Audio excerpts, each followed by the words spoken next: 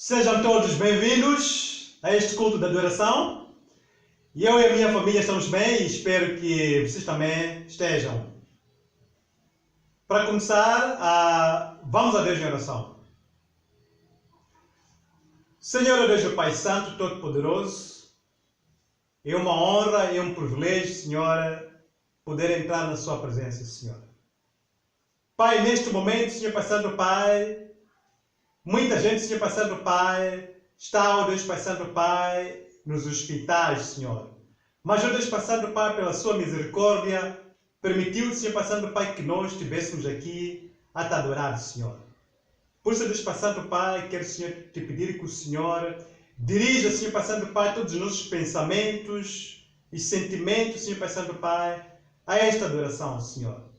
Não se esquecendo também, Senhor, passando, Pai, por nossos irmãos, Senhor, passando, Pai, e outros cidadãos que estão enfermos, Senhor, passando, Pai, dentro e fora do país. E neste momento, Senhor, passando, Pai, quero pedir que o Senhor possa estender a sua mão poderosa e trazer a cura para eles, Senhor. Em nome de Seu Filho Jesus Cristo, te peço e te agradeço. Amém. Neste momento, o grupo coral. Tana moya wokwentima ina ilava wena. Tana moya wokwentima ina ilava wena. Ilava wena. Ilava wena. Ilava wena. Lokwatuka umelela ina itafamana.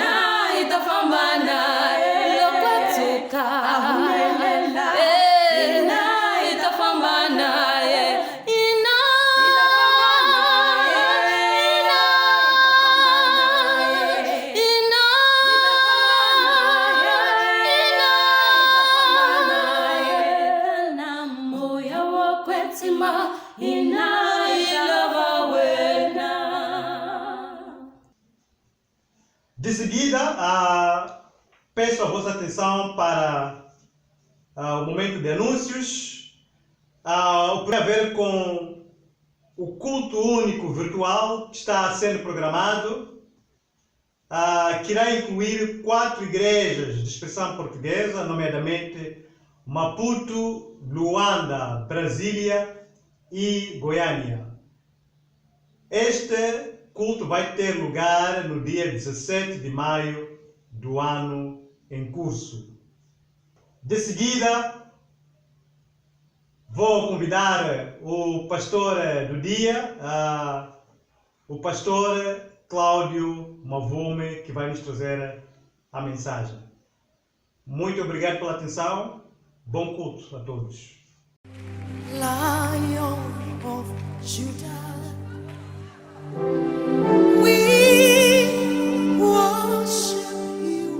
Bom dia, minha família! Espero que vocês estejam bem animados, porque eu estou muito farado, estou muito animado. Primeiro por saber que no momento das dificuldades, as igrejas estão se a conectar a nível mundial. Por outro lado, saber que estou falando e os meus irmãos estão daí do outro lado. Amém? Amém. Eu estou muito animado, eu e a minha família estamos encorajados, estamos aprendendo muito nesses momentos de dificuldades. Eu só espero, irmão, que você também está a ter uma boa experiência com o teu Deus. Porque realmente as adversidades são uma escola para os filhos de Deus. Amém? Amém. Vamos a Deus em oração. Nosso Deus, nosso Pai, nós te amamos tanto porque o Senhor nos tem preservado, mesmo em momentos difíceis. Pai amado, agora nós temos o privilégio de poder ter a palavra aberta como uma família, para podermos ficar encorajados, podermos aprender realmente, Pai Santo, como é que nós temos que nos posicionar, como é que nós temos que andar para a glória do Teu nome. Pai Santo, ensina-nos, ajuda-nos, fala conosco. Nós oramos no nome santo de Cristo. Amém. Amém. O tema de hoje é hora de ação. Por que estamos a falar de hora de ação? Quando começamos com esta senda que está afetando o mundo todo, praticamente o mundo parou. Obviamente que algumas coisas também, a igreja também teve que se posicionar nisso. Obviamente que tivemos que redefinir os serviços, os modelos dos cultos, como é que vamos levar a cabo os nossos encontros, enfim, muita coisa aliada também a ter que assimilar as medidas de prevenção, mudar de hábitos. Então são muitas coisas que obviamente tiveram que levar-nos a ter uma, digamos, uma paragem, não literalmente dita. Mas acredito que, assim como o mundo parou, nós como igreja tivemos um momento de a gente ter que se reposicionar. E hoje eu trago esta mensagem, hora de ação, ou seja, momento de começarmos com a marcha. Significa que não importa o que vai acontecer no futuro, as coisas podem piorar ou podem melhorar, isso não estará em questão. Nós, como igreja, temos que continuar a desempenhar o nosso papel. Na semana passada, o nosso irmão Noah veio falar sobre as crises e a esperança. Foi muito bem claro as causas das crises, dos problemas, de onde é que elas vêm e onde é que tem que estar o nosso coração. Onde é que está a nossa esperança? A nossa esperança está em Deus. E obviamente Jesus Cristo disse que no mundo tereis aflições, mas temos que ter bom ânimo, porque Ele venceu o mundo. Amém? Falamos de outras lições, interpretando os sinais que realmente são um prelúdio, que já começam a soar, começam-nos a dizer que a qualquer momento Jesus Cristo voltará. E acredito que nós como igreja temos muito que aprender nisso. E agora precisamos nos posicionar, avançar. É por isso que eu trouxe esse tema, hora de ação. Este tema me lembra, na altura, quando eu era um pouco menor, quando vivia ainda em Nacala. Nacala, quem não sabe, praticamente é minha terra natal. Posso chamar de terra natal. Eu passei quase toda a minha infância lá. E naquela altura, nós somos 5 irmãos, nós gostávamos muito de filmes de ação.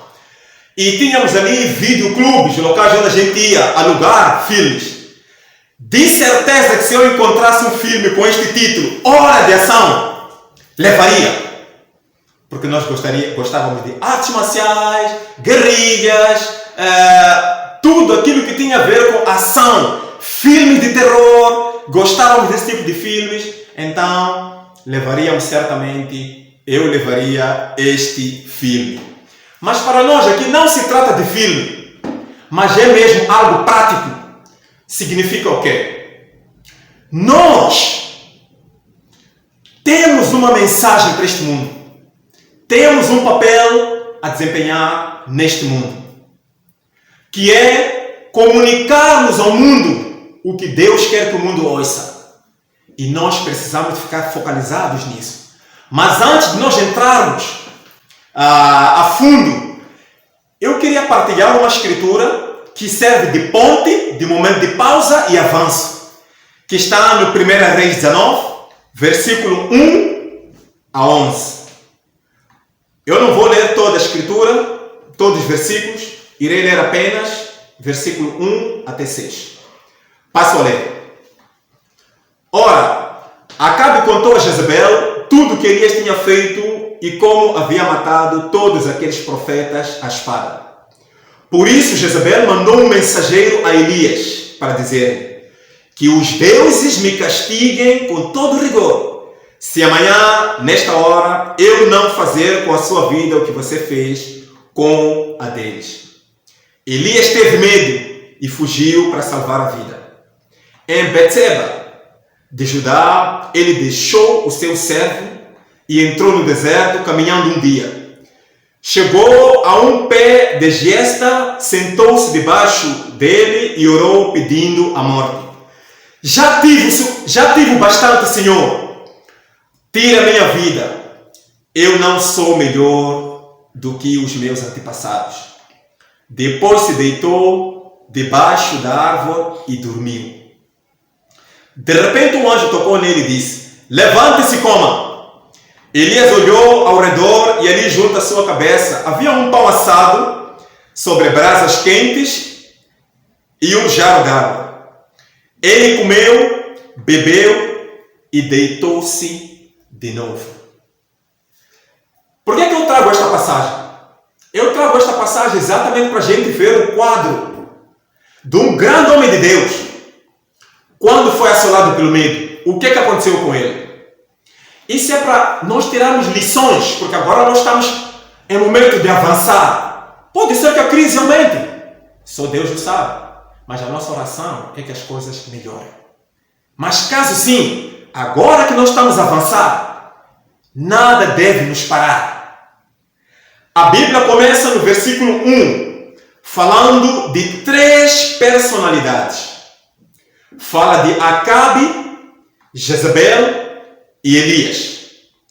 Acabe era o rei na altura que estava praticamente reinando no reino do norte, em Samaria. Ele passou por cima da lei de Moisés e casou-se com uma mulher estrangeira, que é Jezabel. Jezabel praticamente era uma mulher maligna, sanguinária, idólatra, mas infelizmente o Acabe acabou casando com ela. E a lei proibia esse tipo de casamentos mistos. E ali praticamente se tratava de um casal de família real. Este homem Acabe está na lista dos piores, está na lista dos maus reis. Mas este mau rei faz uma coisa boa. O que é que ele faz? Tudo aquilo que o Elias, que era o profeta, fez, ele foi contar à sua mulher. Pelo menos isso de bom ele tinha. Muitos de nós temos muitos segredos com nossas esposas. Se este é o teu caso, precisas mudar. Amém? Ora, Jezabel, a esposa de Acabe, recebeu a notícia daquilo que Elias, o profeta de Deus, fez com os 450 profetas de Baal. Quem era Elias? Elias, quando a gente olha para a Bíblia, eu só vou resumir, talvez você queira contratar um profeta para trabalhar para si, estou a brincar, mas Elias, nas Sagradas Escrituras, é um grande profeta. Ele é uma figura, não digo que os outros são pequenos, não. Tem um papel menos importante, mas quero falar especificamente de Elias. Ele tem um papel de bastante proeminência. Elias praticamente era um homem muito fervoroso em oração. Nós podemos ver esse livro de Tiago 5:17. Foi Elias que orou para que não chovesse 3 anos e meio em Israel. E de fato aconteceu isso. Ele tinha um bom relacionamento com Deus. Ele era um homem pragmático, um profeta de coragem, um profeta que encarava as pessoas sem medo. Foi um homem que restaurou ele praticamente saía de um processo de restauração, do processo de adoração a Deus em Samaria, em Israel. Porque obviamente que o povo estava desviado, haviam lá tantos falsos profetas, e Elias desafiou aqueles 450 profetas de Baal e matou todos eles. Orações de Elias eram aquelas que quando ele falava com Deus, Deus o respondia. É um homem de fé. Mas o que aconteceu com Elias quando recebeu ameaças da Jezabel? O seu coração derreteu. Derreteu ao ponto dele fugir de uma mulher. Vejam só, alguém que conseguiu encarar 450 profetas de Baal e matou, feriu-os à espada. Agora está a fugir de uma mulher. Está a fugir porque a Bíblia diz que ele estava a querer salvar a sua vida. E esta fuga de Elias, quase que ele deixou suas responsabilidades. Ele fugiu do reino do norte e foi se esconder no reino do sul. A Bíblia até diz que ele até deixou o seu servo e fugiu. Por quê? Por causa da sua vida. Eu trago este exemplo para mostrar que grande homem de Deus, um homem de fé, se não cuida do seu coração, desvia os seus olhos de Cristo, começa a ter grandes problemas. Acredito que Satanás estava intimidando o homem de Deus através de Jezabel. Pode ser que hoje Satanás também esteja a intimidar os discípulos para que discípulos deixem de fazer aquilo que é o seu papel. Gostaria que fôssemos a 2 Coríntios, capítulo 5, versículo 11 até 20. Mas simplesmente irei ler versículo 11, 15, 18 a 20. Portanto, antes mesmo de ler essa escritura, eu até aconselharia a ler mesmo a 1 Reis, aquele capítulo, de versículo 1 a versículo 11. Vocês até depois vão acompanhar algumas coisas lá, que Deus acaba fortalecendo Elias, não é?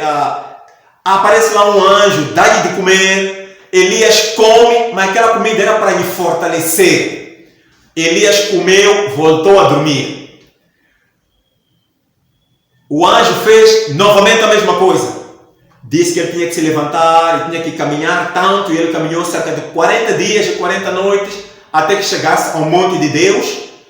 Lá, praticamente, ele depois acabou se escondendo numa caverna. Até que Deus dissesse: Elias, onde é que tu estás? Ou seja, Elias, vem aqui para fora. Nós podemos estar abrigados na nossa caverna, espiritualmente falando, fugir das nossas responsabilidades como discípulos. Mas não deve acontecer isso. Por isso é que não temos que focalizar em nós, mas temos que focalizar em Cristo. Não temos que focalizar em nós próprios, mas temos que estar engajados na missão. Obviamente, sabiamente, usando métodos mais seguros e seguindo aquilo que são as recomendações. Amém? Em 2 Coríntios 5, versículo 11, vou começar do versículo 11, a Bíblia diz assim: uma vez que conhecemos o temor do Senhor, procuramos persuadir os homens. Uma vez que conhecemos o temor do Senhor, procuramos persuadir os homens. O que somos está manifesto diante de Deus. Esperamos que seja manifesto também diante da consciência de vocês. Ele, que é Cristo, morreu por todos, para que aqueles que vivem já não vivam mais para si mesmos, mas para aquele que por eles morreu e ressuscitou. Tudo isto provém de Deus, que nos reconciliou consigo mesmos por meio de Cristo e nos deu o ministério de reconciliação. Ou seja, que Deus em Cristo estava reconciliando consigo o mundo, não levando em conta os pecados dos homens, e nos confiou a mensagem de reconciliação. Portanto, somos embaixadores de Cristo, como se Deus estivesse fazendo o seu apelo por nosso intermédio. Era Paulo aqui, o apóstolo Paulo, falando para a igreja de Coríntios, a dizer: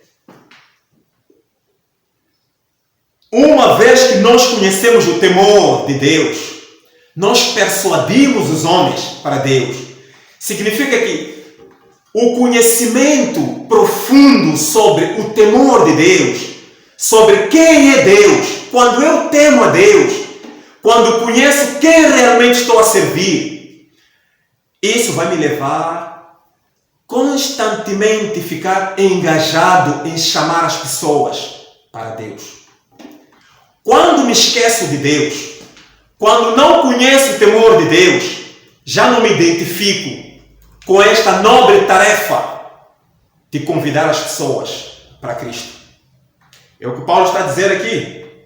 Ele diz que Cristo morreu por todos nós, para que agora a vida que nós estamos a viver não seja para satisfação própria, não seja para eu agradar a mim mesmo, mas para fazer a vontade de Deus.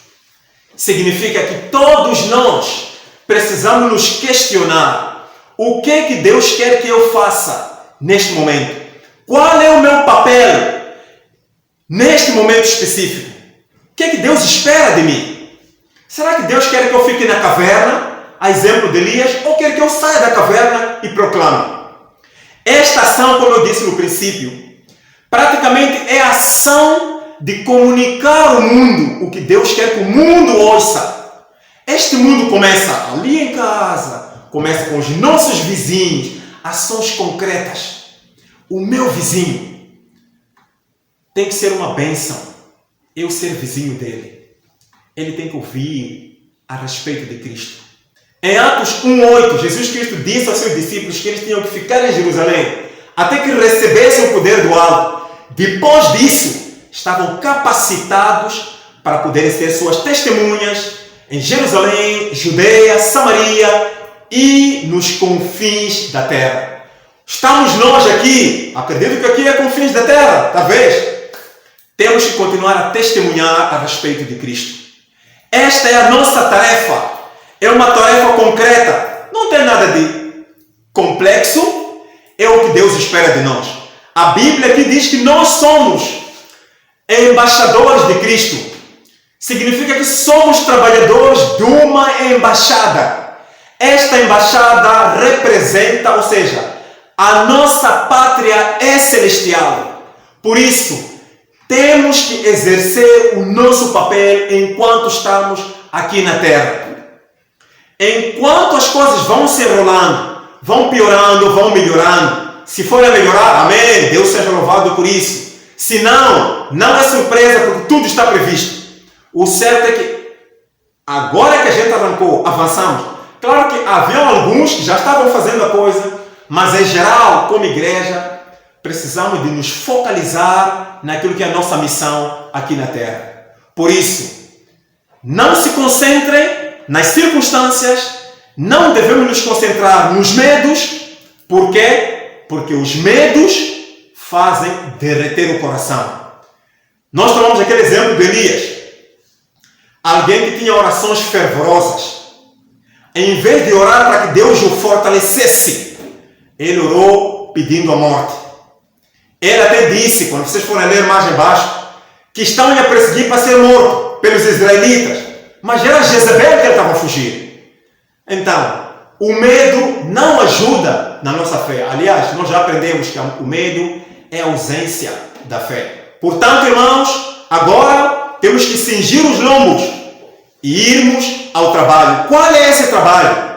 comunicar às pessoas que Cristo está vindo. Comunicar às pessoas que Jesus Cristo morreu por ti. E para aquele que ainda não teve ainda relacionamento com Deus, ainda não nasceu de novo, ainda não aceitou Jesus Cristo em sua vida, saiba que há um futuro promissor para si. Essas promessas atingem a si. Nós fomos comissionados para levar a mensagem que Jesus Cristo morreu por si.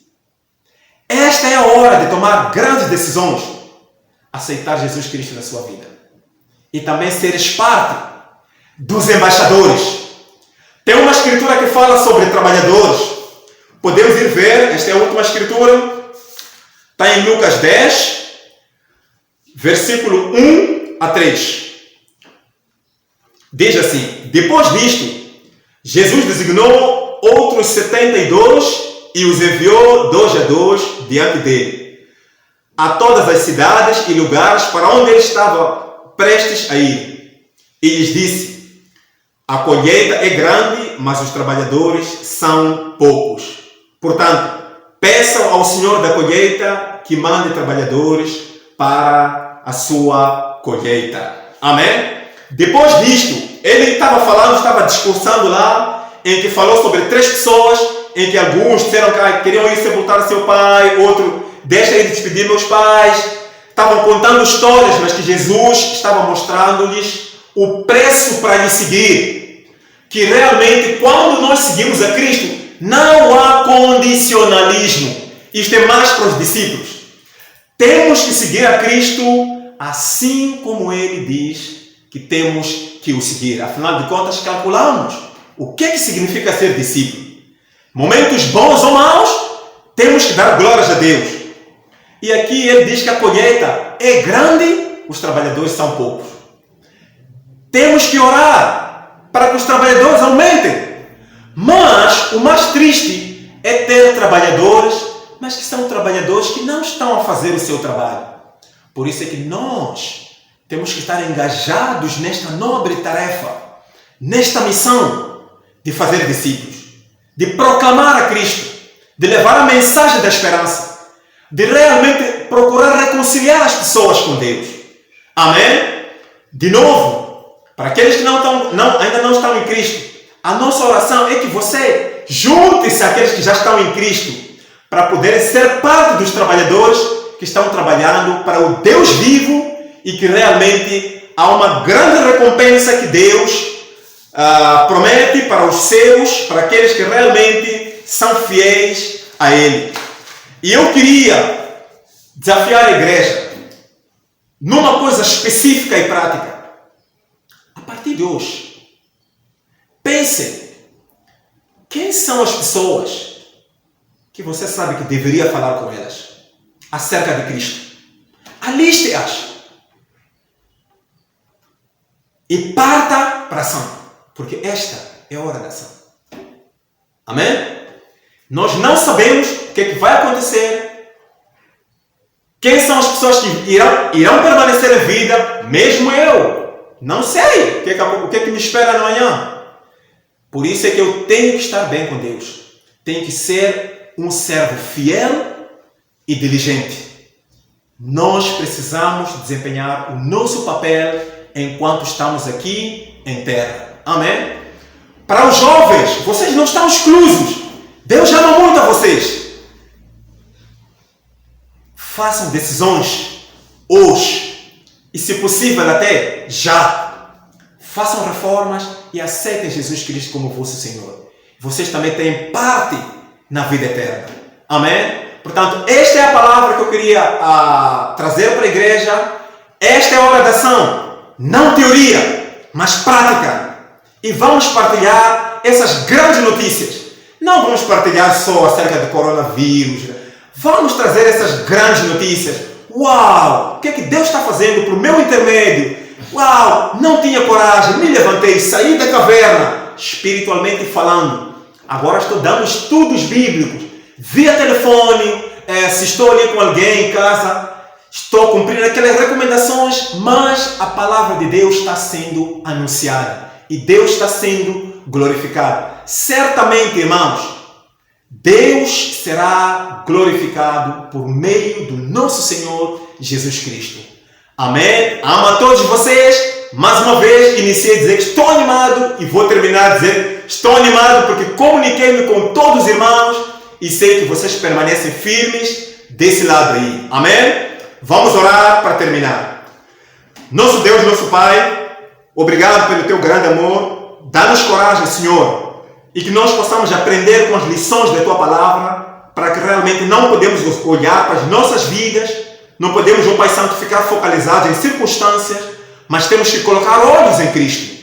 Temos que, ó Pai Santo, Senhor, depositar toda a nossa confiança no Senhor e nos ajuda a sermos fiéis trabalhadores, servos fiéis e diligentes, para que realmente a comunicação que o Senhor queira que chegue ao mundo possa assim chegar por intermédio dos teus filhos. Nós amamos o Senhor e queremos pedir que o Senhor nos preserve neste momento. Oramos no nome santo de Cristo. Amém.